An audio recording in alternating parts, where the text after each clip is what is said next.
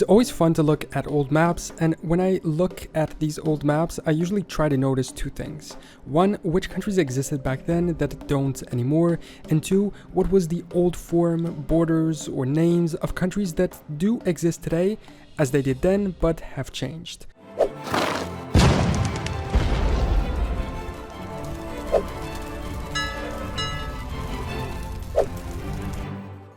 So that's what we are going to do today, looking at a map of the continent of Asia, depicting not what the political borders are today, but what they roughly were around 800 years ago in the year of 1200 AD.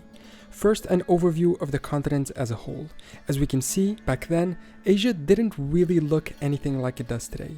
The Byzantines still held much of Anatolia, the Seljuks holding the rest, along with several microstates. Georgia's territory was much bigger, and Azerbaijan existed further south than it does today. Armenia wasn't around, existing instead to the southwest in Cilicia. The Middle East was somewhat disorganized too. The Ayyubid Sultanate controlled Egypt and stretched around the still existing Crusader states. The Abbasids were around too. Mosul was its own state, according to this, and the Arab Peninsula was a mix of tribes with no real state organization apart from Oman and Yemen in the south. In modern Iran, Afghanistan, Pakistan, and northern India, two very large sultanates existed and divided these lands among each other, the Khwarezm and the Ghurid, while the rest of India was split up too, with special attention to Kashmir, which according to this was its own state. In Russia, which I guess we must also include within Asia, the Rus principalities were still separated in the west, with Kiev and Novgorod still being the biggest at the time. Volga Bulgaria still existed along the Volga River, and several other Khanates held vast steppes of land throughout Central Asia and Siberia. In China, the Uyghur Khanates were independent too, as were many Tibetan kingdoms and tribes, perhaps proving the cultural difference of these regions and the potential justification for them to still be sovereign states today.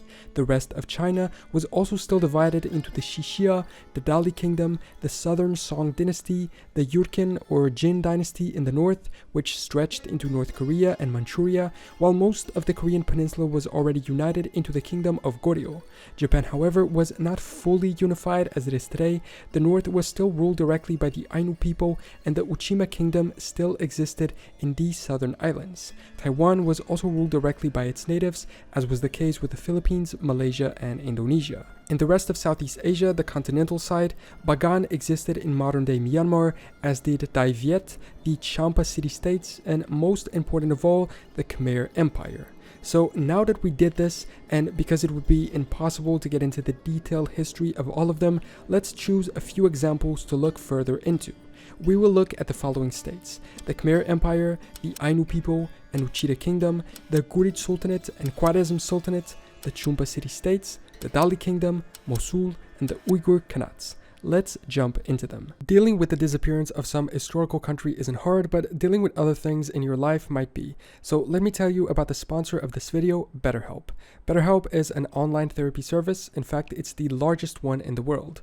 On it, you can access over 25,000 licensed and experienced therapists, with the advantage that there is a preliminary process where you fill out a questionnaire about your needs and preferences to make sure you are assigned a good match of a therapist. And still, if you feel like they're not the right fit, you can always switch to a new one at no additional charge. Then you just talk. However you prefer, via text, phone, or video call. You can also message your therapist at any time and schedule live sessions when it's convenient for you.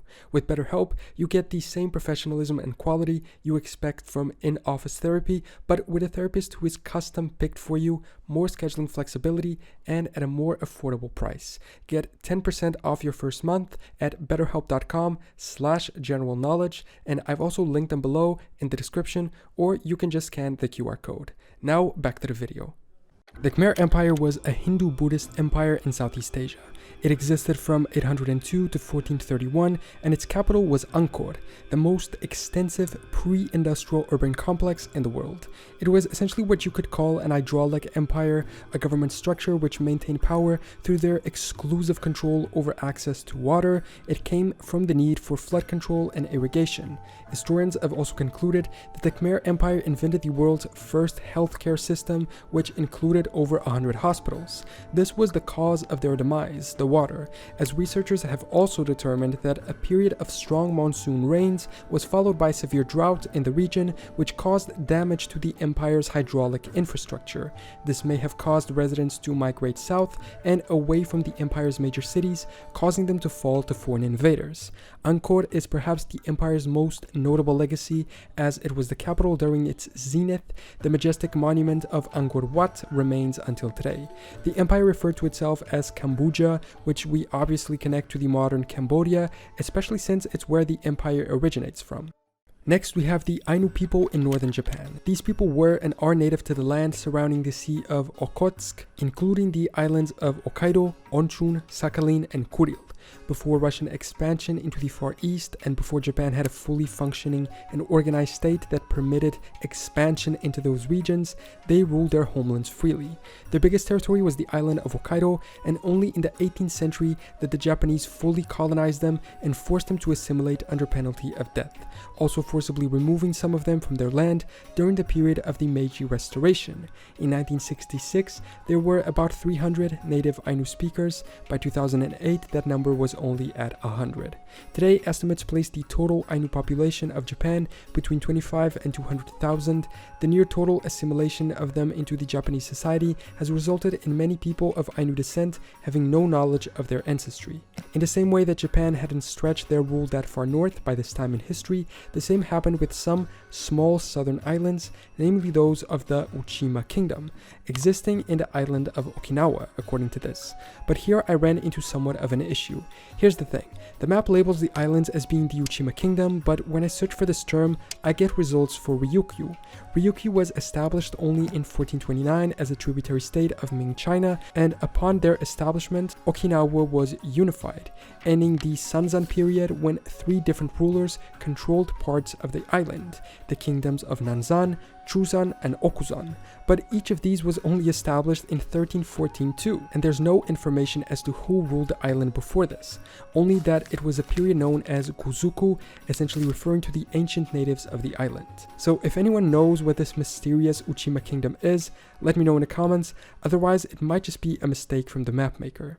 Moving to the 2 large sultanates, starting with the Ghurid, a dynasty of presumably Iranian and Tajik origins, which ruled from the 8th century to 1215. So while this map of 1200 depicts their territory as large, it was nearing its collapse.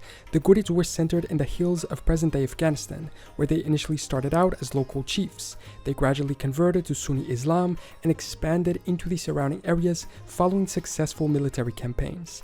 Dynastic deaths and military defeats against other local powers eventually led to their defeat and collapse, namely also due to the fact that for a long time, despite their large territory, they existed as vassal states of other stronger powers to the west, such as the Seljuks. By 1215, they didn't exist anymore, but some say their local rulers in northern India remained in control of some land, which would then evolve into the Dali Sultanate, which got to rule almost all of India somewhere between the 13th and 16th centuries. And then the other big one, the Khwarezm Sultanate, also a Sunni Muslim state but of Turkic Mamluk origin. They ruled large parts of present-day Central Asia, Afghanistan, and Iran between 1077 and 1231, first also as vassals of the Seljuk Empire and the Karakitai of China. From 1190 onwards, they were independent though, and eventually became the most powerful and aggressively expansionist empire in the Persian lands, defeating the Seljuk and the Ghurid Empire, even threatening the Abbasids. In the beginning of the 13th century, the empire is thought to have become the greatest power in the Muslim world. In 1231, they also collapsed, mostly due to the Mongol invasions which, under the command of Genghis Khan, conquered their entire 2 to 3 million square kilometer empire in just under 2 years. In fact, the Mongol invasion of the Khwarezmian Sultanate is up to today one of the bloodiest wars in history, with between 10 to 15 million people dying on the side of the Khwarezmian. Moving back to Southeast Asia, we have the Champa City States, remaining independent from the Khmer Empire and existing on the coast of what is now Vietnam. The first Cham polities were established in around the year 192, and the latest existed until 1832, so a tremendously long period of existence. They were first established as a rebellion against the Chinese rule of the Han Dynasty in this region, and ended only when the Principality of Panduranga was conquered by Vietnam. Throughout their long existence, the city-states, or principalities, seem to have had a great degree of sovereignty on their own, even in foreign affairs, but a king did exist, holding titles of being a patron of arts and construction. The Chams, or Champa people, are still a relevant group in Vietnam and Cambodia today. These are the descendants of the inhabitants of these medieval principalities. And further north is the Dali Kingdom, situated in the modern Yunnan province of China, existing from 937 to 1253. The Dali Kingdom takes its name from the Dali city, famed for its high-quality marble, Dali, which literally means marble in Chinese. They had close relationships with their Chinese neighbors, the Southern Song, and even offered them tribute, usually of horses, in exchange for peace. There is even a transcript of some writings of the time describing the quality of their horses from the perspective of the Song. These horses possess a shape that is quite magnificent. They stand low with a muscular front, very similar to the shape of a chicken. In 1253, it was conquered by the Mongols, but members of its former ruling dynasty continued to administer the area as local chiefs, being vassals of the Mongol Yuan dynasty until the Ming conquest in 1382. Today, the former capital of the Dali Kingdom is still called Dali in the modern Yunnan province of China. Moving west to the Middle East, we also had Mosul. Now, Mosul is an interesting case because their period of sovereignty signaled on this map also seems to not really exist. Throughout history, Mosul has been a key city and location for many empires, dynasties, and caliphates, and while the ancient era to the early Middle Ages period is definitely the golden age of Mosul, it's hard to find a time when it was fully independent as signaled on the map.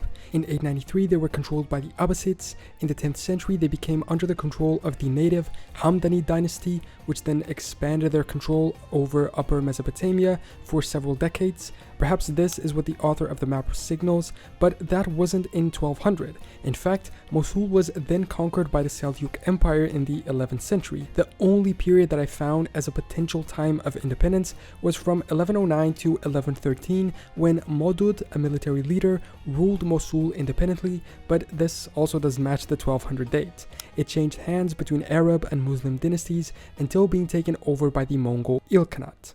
And finally for this video, the Uyghur Khanates. Taking up a good amount of territory in northwest and north China, they existed from as early as the 6th century and lasted until the Mongol invasions. Some of them were full-on empires with more centralized government systems, while others were just loose tribal confederations, and some were just separate tribes that existed as individual sovereign entities, just sharing a Turkic culture among them.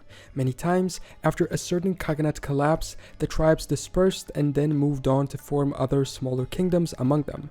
I believe the one referred to in this map is the Karakanid Khanate, which existed between the 9th and 13th century, being independent, but also a Seljuk and Karakitai vassal at times. Eventually, the Karakitai themselves invaded and conquered them, with following conquests taking place by the Mongols, who ruled the region until the conquest by Qing China in the 17th century.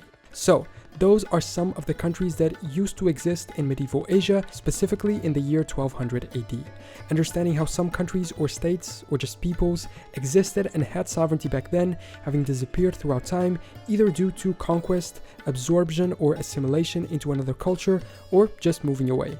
And how some that did exist back then still exist today, having evolved and changed into the modern versions of their countries. Do you know of any other time periods in Asia or other continents where the political borders were different than today? Let me know in the comments along with your opinions and thoughts about this video. Thanks so much for watching, subscribe if you want, and I will see you next time for more general knowledge.